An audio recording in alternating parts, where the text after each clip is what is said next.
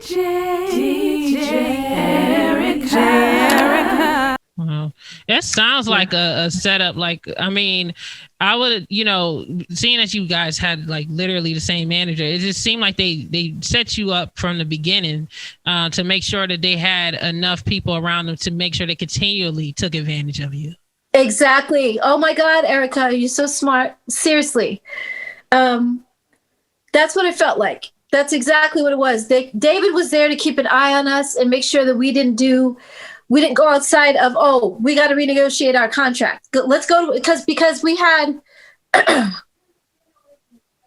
the industry as a whole had found out that we were not making a lot of money. So Babyface LA and Babyface, what is it called? LaFace came to us and said, we have a fully indemnified deal on the table for you guys. Fully indemnified means as if you drive a car, you have Mutual of Omaha, you have AAA, you got State Farm, and you got Farmers Insurance all around you.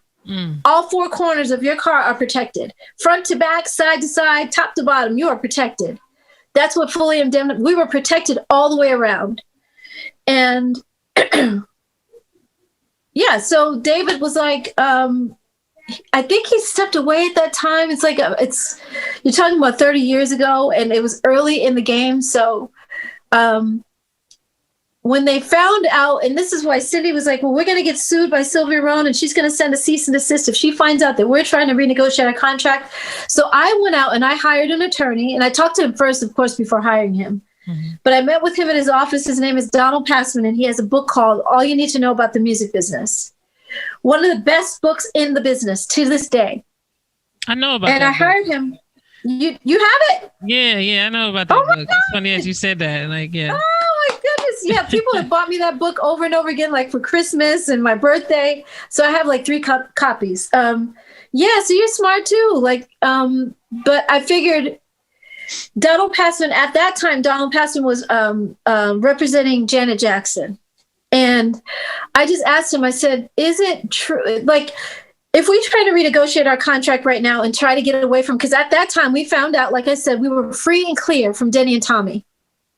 So we no longer had Two Tough Enough Productions in the middle of our deal with Sylvia Rohn. So let me see. How do I describe this? Sorry. You got Denny and Tommy, Sylvia Rohn, Atlantic Records, and then us. Denny and I'm sorry. Let me do this back the other way. Sylvia Rohn, Atlantic Records, Denny and Tommy, then us. Denny and Tommy were in the middle of us and Sylvia Rohn. So we wanted Denny and Tommy to get the hell out of the way so we can have a direct relationship with our label.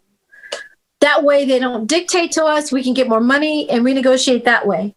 And when they found that out, I brought in Donald Passman to just explain to the girls, he said, not only would Sylvia Rohn have to let you go if you brought this to court, not only would she have to let you go, but she would have to pay you some kind of severance fee because you guys have only made 2 cents a record. There's been millions, and like by then probably a good 15 million records sold, or no, probably more than that. Because by the time I left in 97, from 1990 to 97, there was 28 million records sold. 28 million. And back then, CDs sold for like, what, $10, $15? Exactly. And we were only getting 2 cents. Oh, gosh. It is insane. It is absolutely like, I talk about this so much, and I've been talking about this over the years. And when I hear my own words come out of my mouth about it, and like you just said, you put that $10.99 on it, and I'm like, $10.99, and we only made 2 pennies. That it hits me every single time in a different way each time, but it knocks me out. Like, wow. Right. Had they taken care of us, had they just made sure, like even each girl making $1 a piece, if that, 84 cents a piece, like that's not too much for you guys. We can't ask you for that. Like, come on now.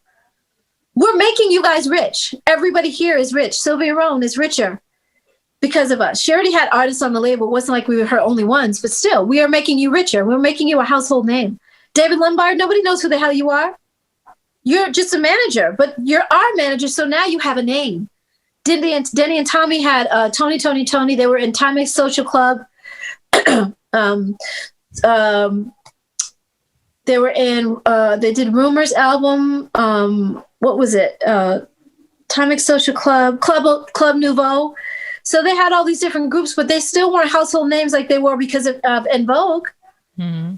So now this is what I kept telling the girls, I should say. I don't tell them anymore because they didn't listen.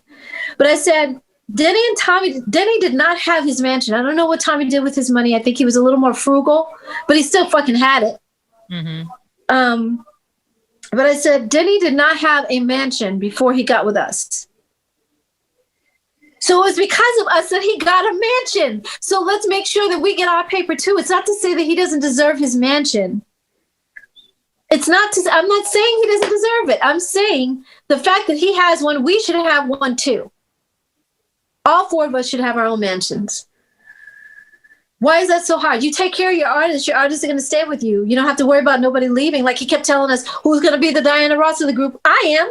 Because I'm not staying here with you guys making all the money and I'm not making shit. Are you kidding me? All the hard work that we put in around the world to make these albums sell the way that they did. And, the record company did their part. Of course, they had to promote. You know what I mean? They had to do their thing while we were on the road. But still, we're the ones who shucking and jiving, dancing across the stage. Hold on to your love. Good night, everybody. Hold on to your love. Good night, everybody. All across the stage around the world.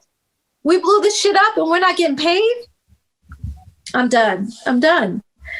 But it wasn't until 97, like I said, I started asking more questions and just getting frustrated. I'm sorry, I'm going ahead of you.